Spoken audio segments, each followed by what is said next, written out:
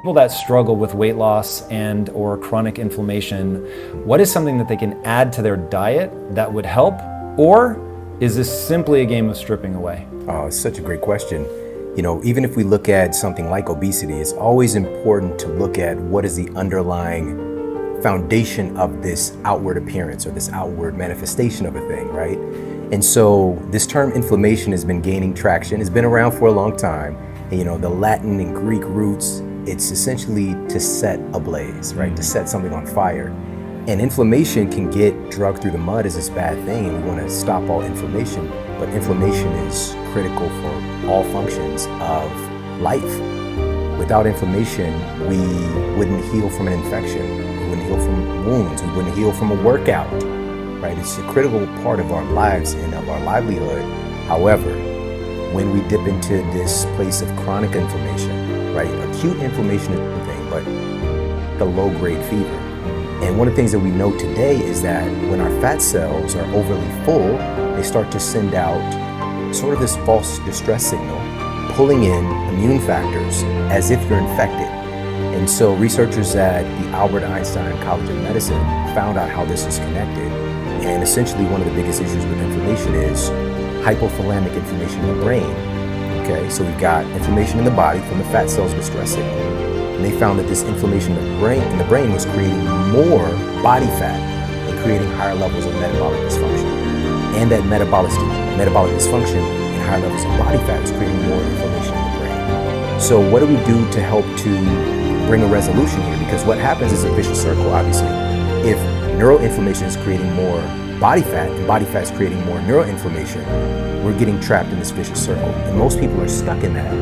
And their favorite Instagram, account or even their physician isn't telling them we need to address this inflammation specifically in your brain to help to heal your body.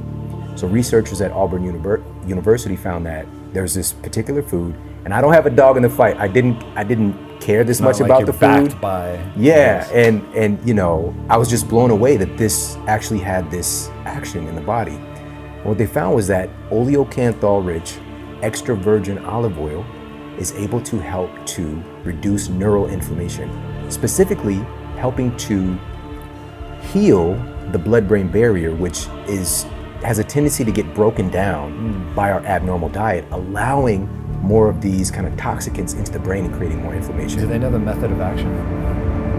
No, we know so little still.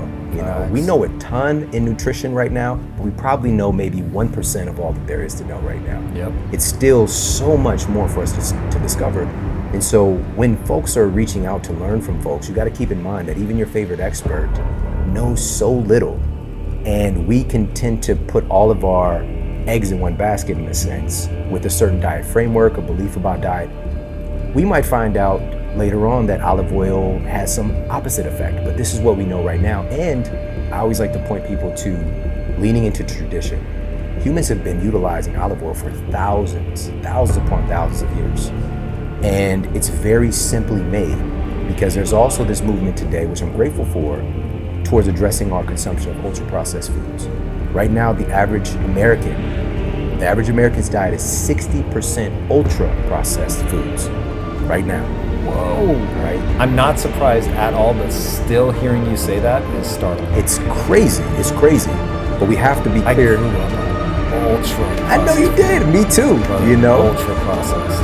So I look at my family, morbidly obese, have been my entire life, but many of them have managed to get into their 70s, and I, at the risk of completely derailing where we were headed, I don't think people of our generation are going to be able to look the same as they looked and live as long as they lived, because my mom didn't get into ultra processed food, let's say, until she was in her 20s.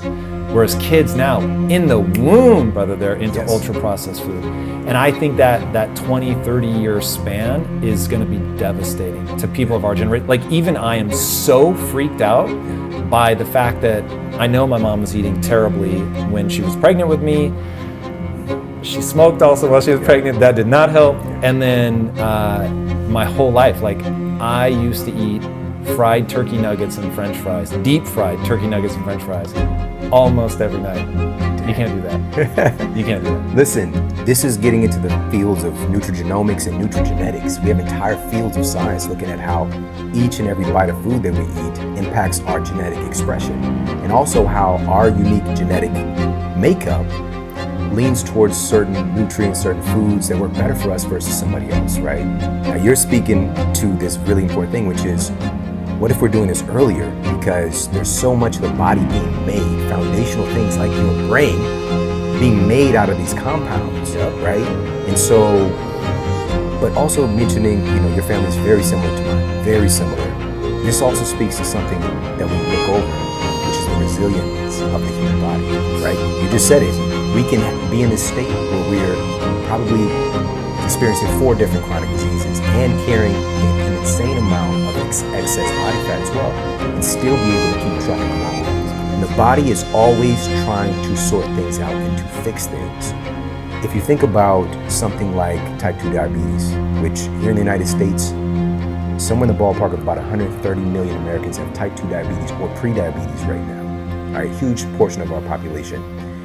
Now, if you look at this condition, so we've got dysfunction happening with our blood sugar, essentially. We've got these beta cells in our pancreas that are making insulin, right? And insulin's getting made and released in response to glucose entering our bloodstream from the food that we're eating primarily. Today, we have the ability to shuttle insane amounts of food into our bloodstream at one time that we never evolved with. And so insulin's gonna be hyperactive. And at some point, it's kind of like a spam, an email scenario happening where you keep getting this insulin message over and over and over again until the inbox, the cell is just like, I'm gonna block you, I'm not gonna whitelist this message, and it's going to downregulate its interaction with insulin, right? So now we've got all of this glucose running wild in the bloodstream, which it's not exactly like this, but a good analogy is kind of like little shards of glass, right? And just tear stuff up. This is why we tend to have, when we're in this state of insulin resistance and diabetes, capillary issues, losing vision, losing limbs and things that are further away from the core, right? So where things are starting to get a little bit more constricted, start to get torn up. All right, so with that said, even though we're in this state, the body is making an adaptation to that abnormal glucose to keep you alive, all right?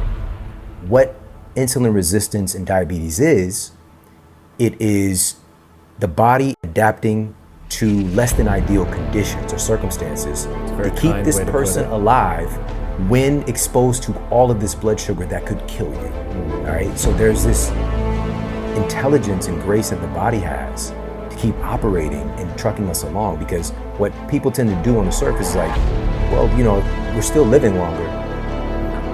Right now, this generation is the first generation, and anybody can look this up, that's not going to outlive our predecessors. That process is reversed, but also with our innovation, you would think our lifespan would continue regardless. We're not living longer or dying. We're just extending the suffering. With this ultra-processed food awareness, which I'm grateful for, we can get into a little bit of teetering back and forth, because something like olive oil is a processed food. How much can I heat it?